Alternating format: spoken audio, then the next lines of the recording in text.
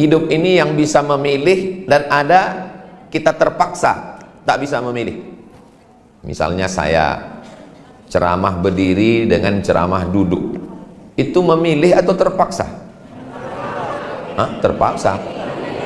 Nggak ada orang maksa saya mesti duduk di kursi.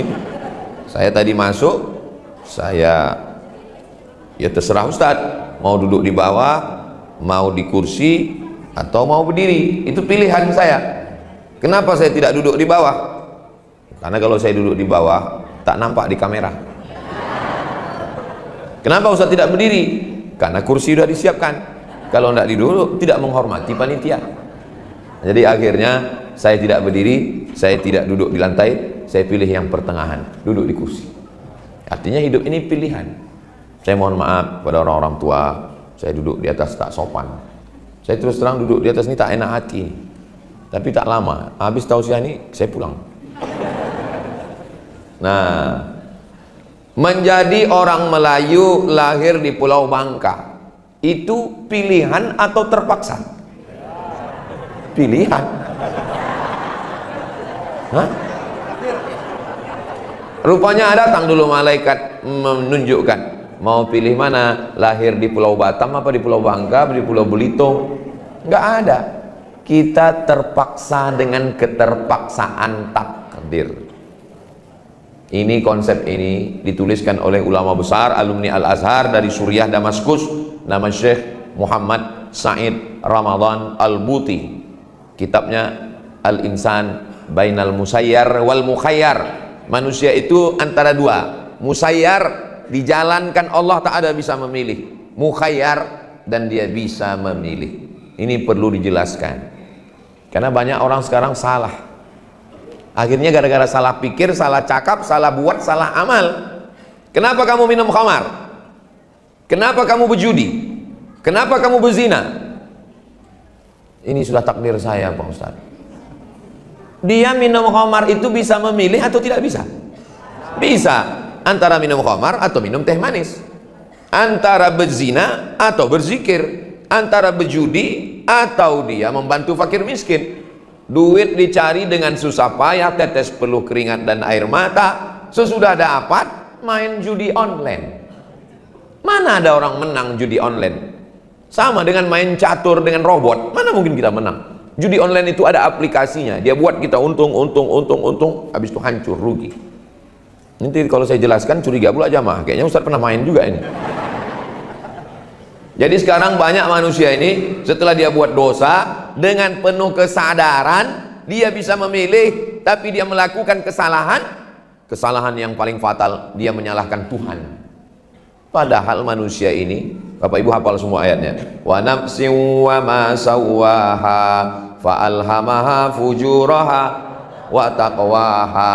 Jiwa dan penciptaannya Allah berikan jalan fujur, jahat, minum, khamar, zina, mabuk, sakau, wa taqwaha, ikhlas, baik, salat, zakat, puasa, sunat, haji.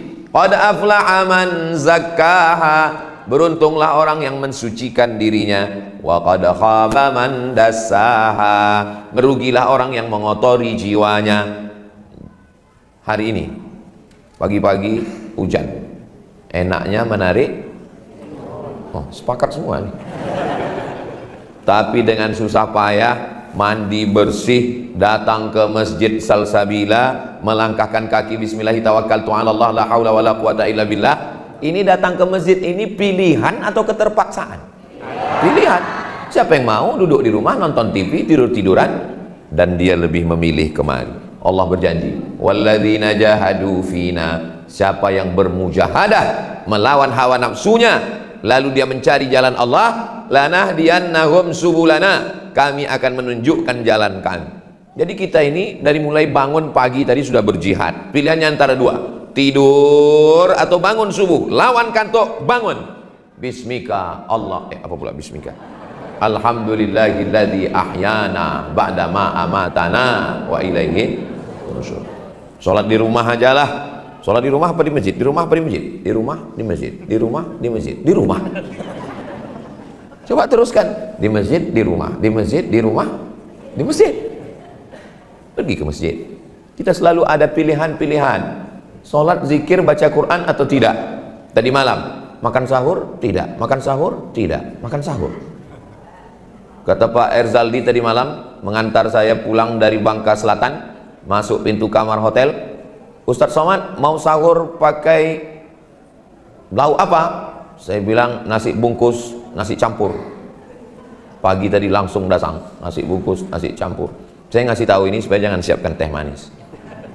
Kami sedang puasa sunat Tasu'ah, Tasi'ah 9, Tasu'ah tanggal 9 Muharram hari ini, Asyura 10, besok 10.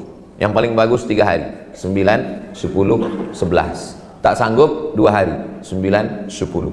Tak juga sanggup, enggak apa-apa, 10 aja pun enggak apa-apa, besok 10. Tak juga sanggup, pergi ke laut. Ngapain Pak Ustadz? Terjun ke laut. Saya tidak sanggup.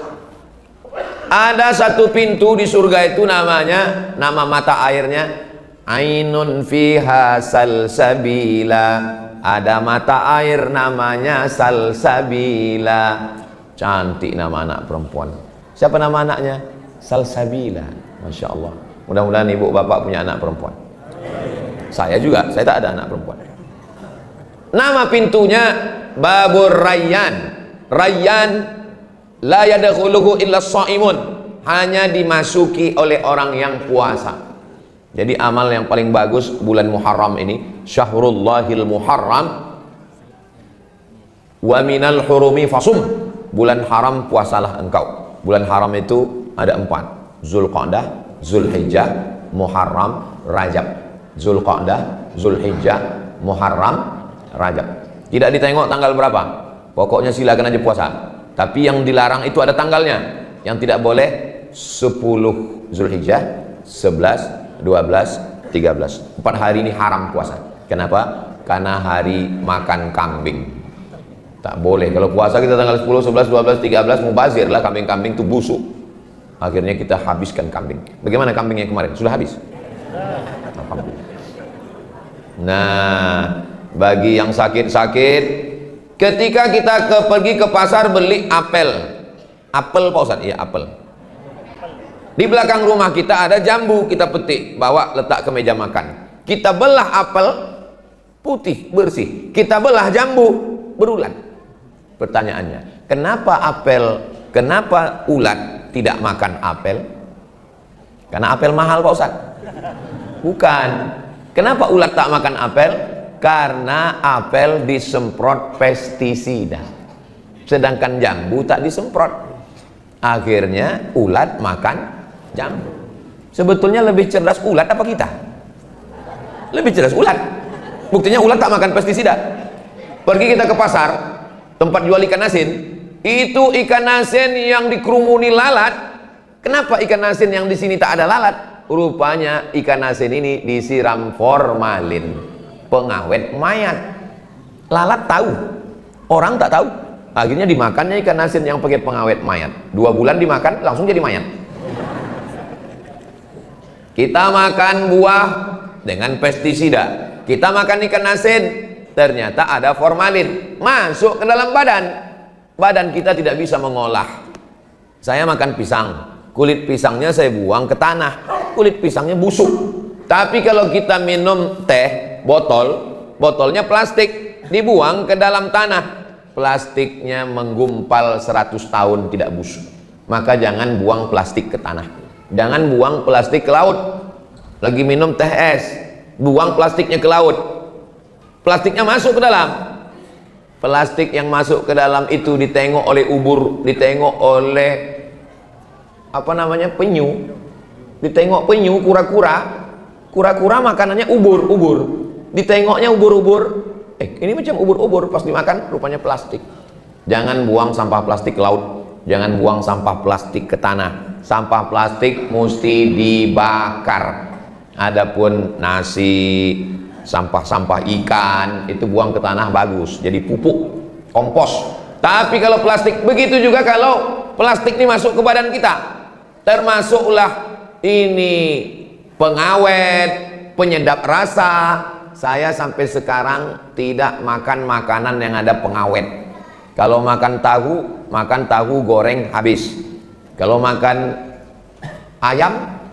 ayam goreng habis. Jangan makan ayam cepat saji, pakai pengawet, pakai pengenak makanan, menggumpal di dalam badan. Jadi apa dia? Badan kita tidak bisa mengolahnya. Masuk ke badan kita menjadi CANCER. Orang barat menyebutnya cancer. Orang kita payah nyebut cancer. Kenapa? Kanker. Menggumpal dalam badan jadi apa? Jadi kista.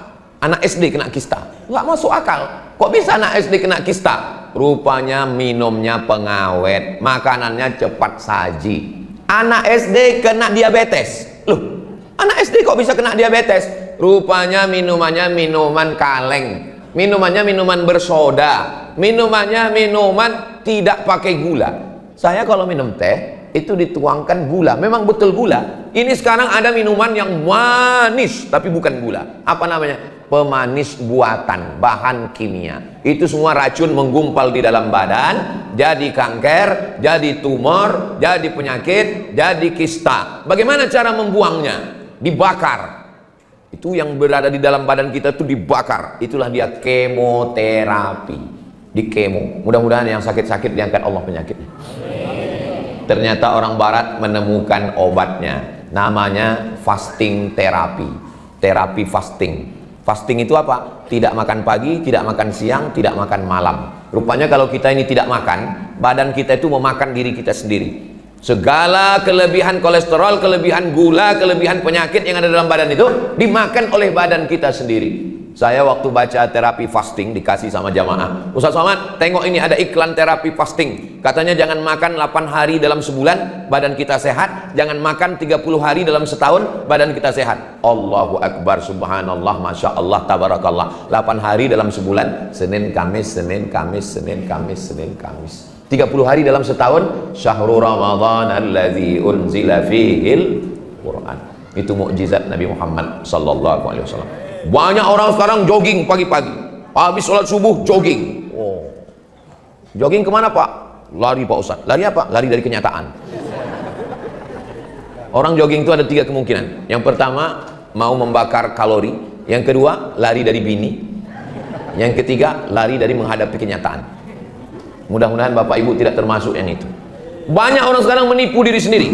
Habis sholat subuh lari, habis itu singgah makan 1 mangkuk mie ayam, 1 mangkuk soto, 1 mangkuk empek-empek kapal selam. Yang dibakar 1 mangkuk ditambah 3 mangkuk. Skor 3-2. Jadi yang paling bagus adalah puasa. Masih ada kesempatan. Nanti malam makan sahur, puasa Asyura. Puasa Asyura yukaffirus sanatal madiyata, mengampunkan dosa setahun yang lalu. Mudah-mudahan dosa kita setahun yang lalu diampunkan Allah Subhanahu wa ta'ala. Kalau yang puasa besok tambah 1 hari lagi, 10-11. Saya nggak bisa puasa Pak Ustadz. Datang bapak-bapak menjumpai saya, badannya berotot, tegap, kumisnya melintang. Yang kebetulan sifatnya sama, bukan dia yang saya maksud. Ustadz Somad, saya nggak bisa puasa Pak Ustadz. Loh, badan bapak berotot, kumis melintang, kenapa nggak bisa puasa?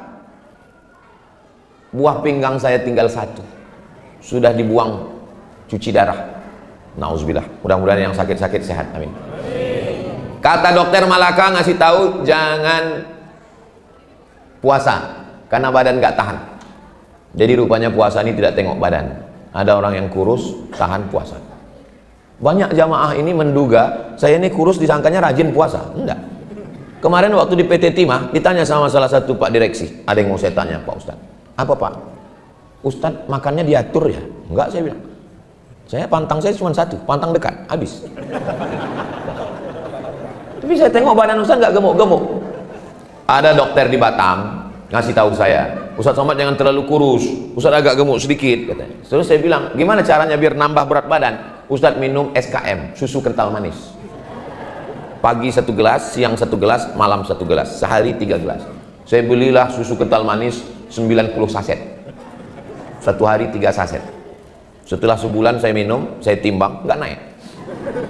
Telepon, Ustadz Somad sudah minum SKM? Sudah Pak. Berapa nambah? Nggak nambah. Kalau gitu Ustadz terima aja, ini sudah takdir Allah.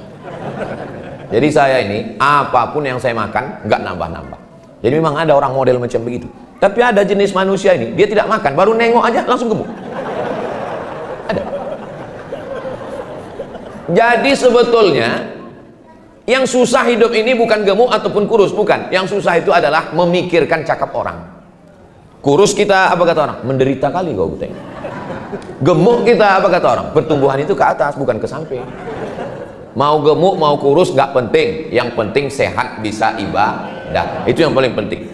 Hidup ini 100%, 30% memikirkan perasaan orang, 30% memikirkan cakap orang, 30% memikirkan pujian orang, tinggal 10% itu pun dipotong tidur, makan, kerja, scroll Instagram, Telegram, miligram, kilogram.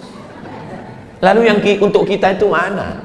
Bahagiakan diri dengan berpuasa sunat. Mudah-mudahan yang bisa hari ini berpuasa sampai maghrib nanti insya Allah. Amin. Ustadz kan puasa sunat hari ini? Iya. Kalau tiba-tiba ada jamaah yang ngajak makan siang, apakah Ustadz terus atau Ustadz batalkan? Ada yang jawab. Faman syaa falyasum.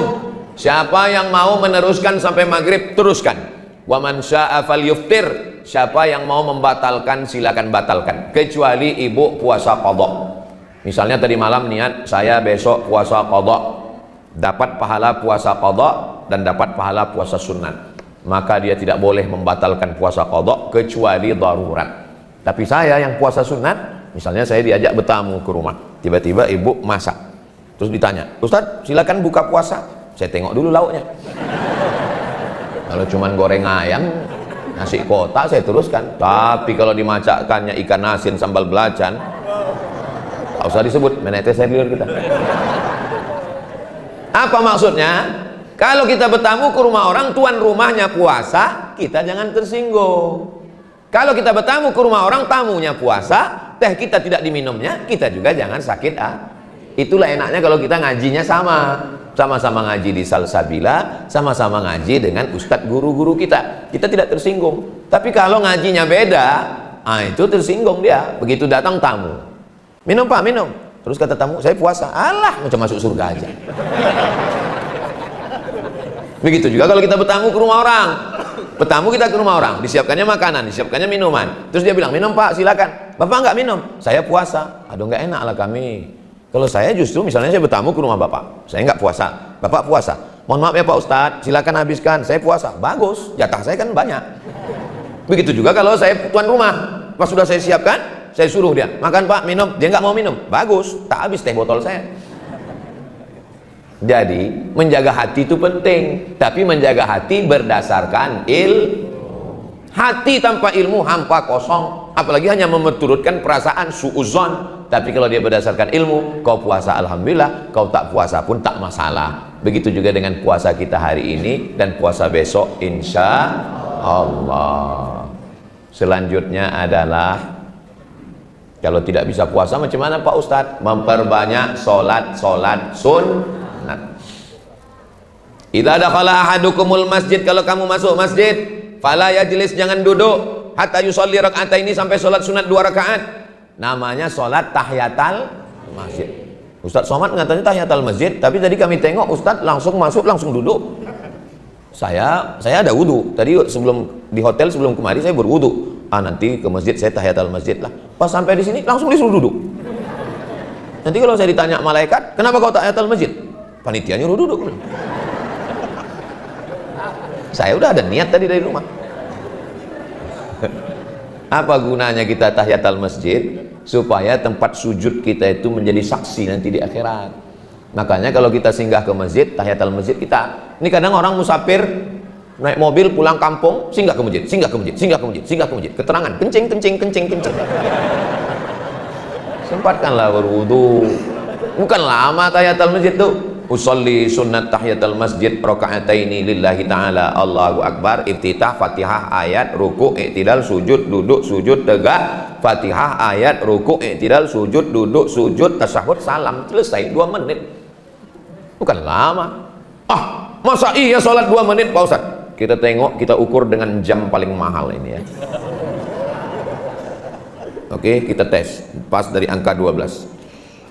Allahu akbar kabiran walhamdulillahi katsiran wa subhanallahi bukratan wa asila wajjahtu wajhiya alladhi fatara as-samawati wal arda hanifan musliman wa ana minal musyrikin inna salati wa nusuki wa mahyaya wa mamati lillahi rabbil alamin la syarika lahu wa bidzalika umirtu wa ana minal muslimin. A'udzu billahi minasyaitonir rajim. Bismillahirrahmanirrahim. Alhamdulillahi rabbil alamin arrahmanir rahim maliki yaumiddin. Iyyaka na'budu wa iyyaka nasta'in.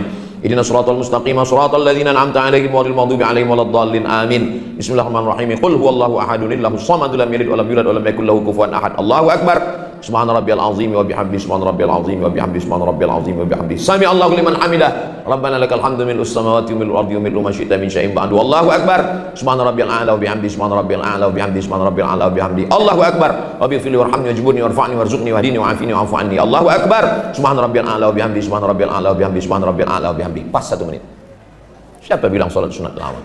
Jadi kalau ada orang mengatakan, aku salat sunat ini, kenapa kau tak salat sunat? Lama. Setan yang bilang lama. Yang bilang sholat sunat itu lama. Kita udah praktekkan 1 menit 1 rakaat. 2 rakaat berarti 2 menit setengah lah tasyahudnya. Qabliyah subuh jangan sampai tinggal. Qabliyah subuh. Raka'atul fajri 2 rakaat qabliyah subuh khairum minad dunya wa ma fiha. Lebih baik daripada dunia beserta isi.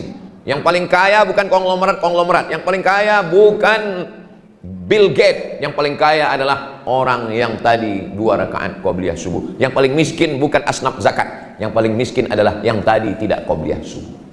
Ustadz, bagaimana kalau saya bangunnya jam 5.30? Orang sudah sholat subuh di masjid, bangun jam 5.30, jangan langsung sholat subuh, tetap qabliyah subuh. Kalau saya bangun jam 8 Pak Ustadz, nyari gara-gara itu namanya.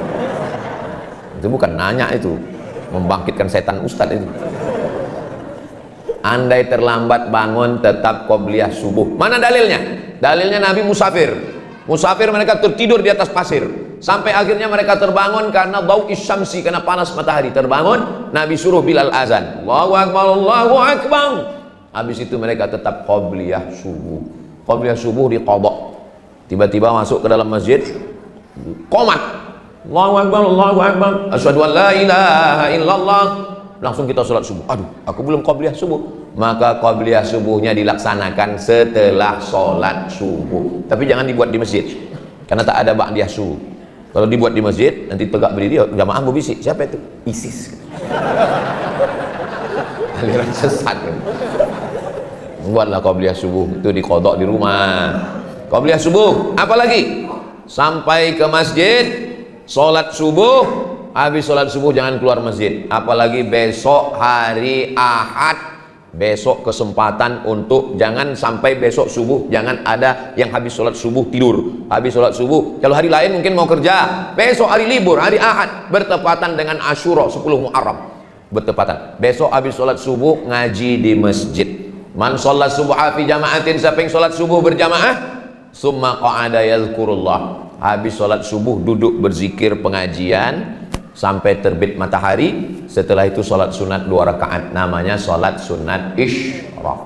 Nama waktunya syuruq, nama sholatnya isyraq. Nama waktunya syuruq, nama sholatnya isyraq. Soalnya banyak yang salah. Nah, Bapak Ibu, kita sholat syuruq, pas dikasih tahu salah Pak, nama waktunya yang syuruq, nama sholatnya isyraq. Nggak apa-apa, yang penting sholat. Daripada nggak sholat ya, kalau salah itu ya terima aja, gak usah merengkel, gak usah ngelawan. Usolli sunnatal isyraq raka'ataini lillahi ta'ala. Ayatnya Pak Ustaz, ayatnya Pak Ustaz, macam banyak aja hafalan. Ya kul wallah itulah, apalagi. Enggak ada salat sunat itu disuruh ayat itu ayat ini. Faqra'u ma tayassara minal Qur'an. Baca apa yang mudah bagimu dari Al-Qur'an. Kalau saya sudah salat sunat isyraq, ya. Terus kan masih ada waktu kosong duha. Apa boleh saya salat duha? Boleh. Berapa rakaat? Yusalli 4 raka'atin thumma yazidu ma syaa. Nabi salat 4 rakaat, 2 rakaat 1 salam, 2 rakaat 1 salam, thumma yazidu ma syaa, kemudian dia tambah sesukanya. Salat duha tak ada batasan. 2 rakaat, 4 rakaat, 6 rakaat, 8 rakaat, 12 rakaat. Makanya ada orang yang salat sunat. Salat sunat badan sehat. Yang ngasih tahu sehat bukan saya, dokter spesialis tulang. SPOT, spesialis obgyn ortopedi. Obgyn itu kandungan.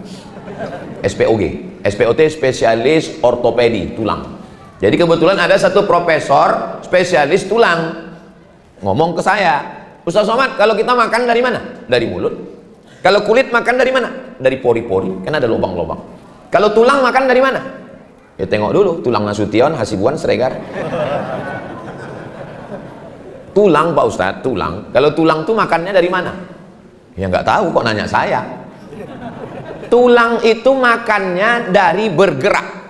Karena tulang tak ada pori-porinya. Kata dokter tuh ngomong ke saya, tulang itu Ustadz makannya dari bergerak. Begitu Pak dokter bilang tulang makan dari bergerak, Allahu Akbar, Subhanallah, Masya Allah, Tabarakallah. Ternyata kita kalau sholat sunat tulang kita bergerak. Allahu Akbar, Sami Allahu liman hamidah. Allahu Akbar, Sami Allahu liman hamidah. Tulang leher, Assalamualaikum. Tahiyatul masjid, Assalamualaikum warahmatullah, Assalamualaikum warahmatullah. Salat qabliyah subuh, Assalamualaikum warahmatullah, Assalamualaikum warahmatullah. Salat isyraq, Assalamualaikum warahmatullah, Assalamualaikum warahmatullah. Makanya tulang leher badan sehat. Itu Pak Ustadz, ada orang nggak sholat lehernya sehat, kenapa? Senam. Senam paling seminggu sekali di laman-laman kantor, teng teng teng teng teng teng. Itu pun banyak orang tidak senam. Kenapa? Matanya cuma nengok instruktur senam pakai celana sempit, berkedip-kedip. Di dalam badan yang sehat terdapat otak yang sakit. Orang sholat badannya sehat. Kenapa? Karena tulang-tulangnya itu bergerak semua, tulang-tulang sendinya, kaki-kakinya. Saya ini Pak Ustadz udah sholat. Kenapa kata Ustadz Somad kalau sholat tulang kita sehat? Kenapa saya sholat kok saya sakit?